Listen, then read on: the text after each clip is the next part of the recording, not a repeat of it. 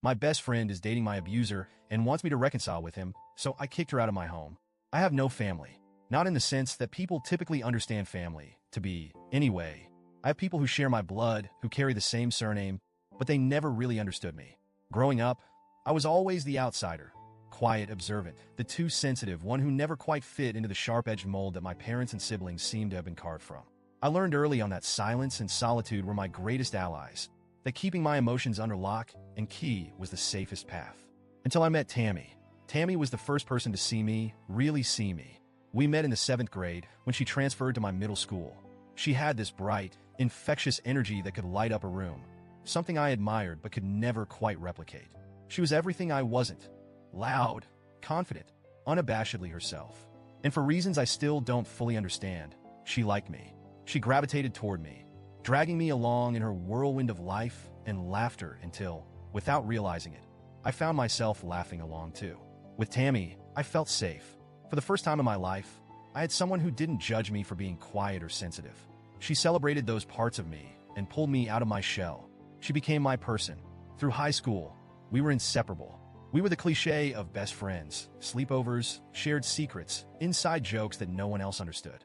Tammy became my family in the truest sense of the word. We talked about our futures like they were tied together, our dreams interwoven in a way that made us believe we would always be side by side. The idea of losing her was unimaginable. Then college happened, and everything began to change. I didn't want to go to a Christian college. My parents forced me into it. They had always been deeply religious, so much so that it left little room for me to breathe, to think for myself. Their faith was like a suffocating weight around my chest, and by the time high school was over, I was desperate to escape it. But they wouldn't let me go. They made it clear that if I wanted their financial support, I had to follow their rules, and that meant enrolling in a small, conservative Christian college far from home. Tammy, on the other hand, got accepted to a larger, more liberal school in the same town. It wasn't ideal, but at least we'd be close. For the first 2 years of college, Tammy and I were roommates. We rented a tiny apartment off campus. And for a while, it felt like old times, just the two of us against the world. But college has a way of changing people.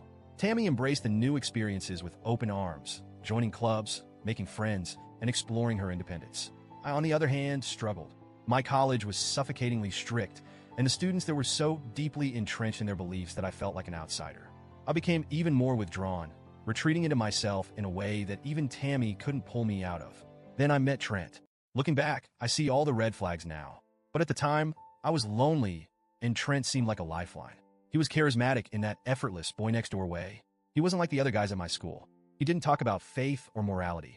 He talked about music, movies, and adventure. He was charming, affectionate, and he made me feel seen in a way that no one had before, not even Tammy. By the end of junior year, I moved in with him. At first, it was wonderful. He showered me with attention and affection, always telling me how lucky he was to have found me. For a girl who had spent her whole life feeling invisible, that kind of attention was intoxicating. But slowly things started to shift. His compliments became backhanded, his affection laced with criticism.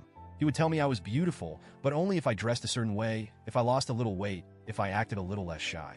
He would compare me to other girls, hinting that if I didn't change, he might have to find someone who could meet his needs. It wasn't until senior year that the physical stuff started. It was subtle at first. He'd push me out of the way if I was standing in his path, or grab my arm a little too tightly during an argument. Then the slaps came, always during fights, always followed by apologies. He'd tell me I was being too emotional, that I was overreacting, that I needed to toughen up. And I believed him. I believed him because my self-esteem had been ground down to nothing, and I had no one to turn to. When I called home, my parents told me I was living in sin by being with a man I wasn't married to, and that whatever I was going through was a consequence of my own actions. I stopped calling them after that. I told Tammy bits and pieces, but I never fully opened up to her about what was happening. I was too ashamed. Tammy had always been so confident, so sure of herself, and I couldn't bear the thought of her knowing how weak I'd become. Besides, she was busy with her own life, and I didn't want to drag her down with my problems. Then came the proposal. It wasn't romantic or sweet. It was an ultimatum. Trent had been pressuring me for months, telling me that if I didn't marry him, it meant I didn't love him. When he finally proposed, I hesitated, and that hesitation sent him into a rage. He screamed at me, demanded to know why I wasn't jumping at the chance to be his wife. Then he punched the wall next to my head. I collapsed to the floor, terrified. He tried to comfort me after, told me it was my fault for making him angry, that if I had just said yes, none of it would have happened. Then he forced me into bed. I don't want to go into the details, but it was one of the lowest moments of my life.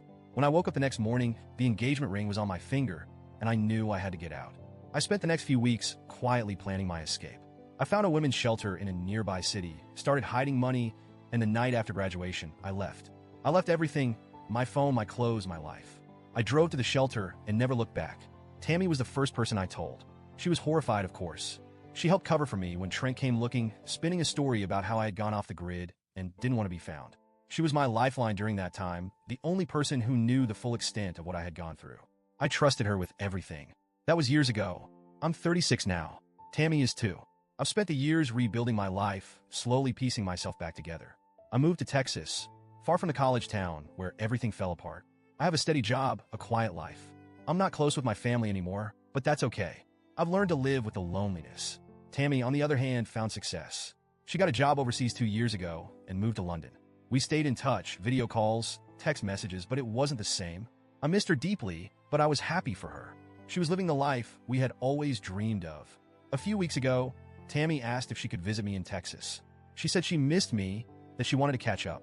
I was thrilled. I hadn't seen her in person for years, and the idea of spending a few days with her sounded like exactly what I needed. When she arrived, I noticed right away that something was off. She was quieter than usual, distracted. At first, I chalked it up to jet lag, but as the days passed, I started to sense that there was something more. She wasn't her usual bubbly self, and I couldn't shake the feeling that she was hiding something. Then, one night after we'd gone out for drinks, Tammy broke down. She told me she had something to confess. I braced myself, thinking maybe she was in trouble, or that she was going through something difficult. But nothing could have prepared me for what she said. She's dating Trent. She told me it started about a year ago. They ran into each other back in our old college town, and he had changed. He found religion, she said. He'd found Jesus and turned his life around. He deeply regretted how he treated me and wanted to make amends. At first, she hated him, but over time, she saw how different he was.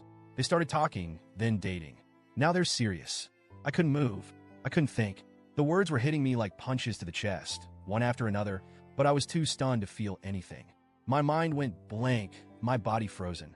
I didn't even have it in me to get angry. I just sat there, staring at her, as she pleaded with me to understand. She kept saying that he wasn't the same person anymore, that he had changed, that he was a good man now. Finally, she asked me to say something, so I did. I told her to get out. She looked at me like I had slapped her. She started crying, telling me that I wasn't being fair, that I wasn't giving him a chance. She said that I didn't have to forgive him, but I needed to see that people could change, that I was being selfish, that I was holding on to the past and keeping her from being happy. But I couldn't hear her anymore. All I could hear was the sound of my own heart breaking. I told her to leave again, and again, until she finally did. We didn't speak for a week. Then I started getting messages from her, from my family, all telling me that I needed to forgive and forget. Tammy said that I was being cruel, that I was the one holding her back, that if I would just let go of the past, they could move forward with their relationship. She even accused me of exaggerating what had happened with Trent, saying that maybe my memory wasn't as clear as I thought it was. I blocked her after that. Now, I'm left here alone, questioning everything. Am I overreacting? Am I wrong for feeling betrayed?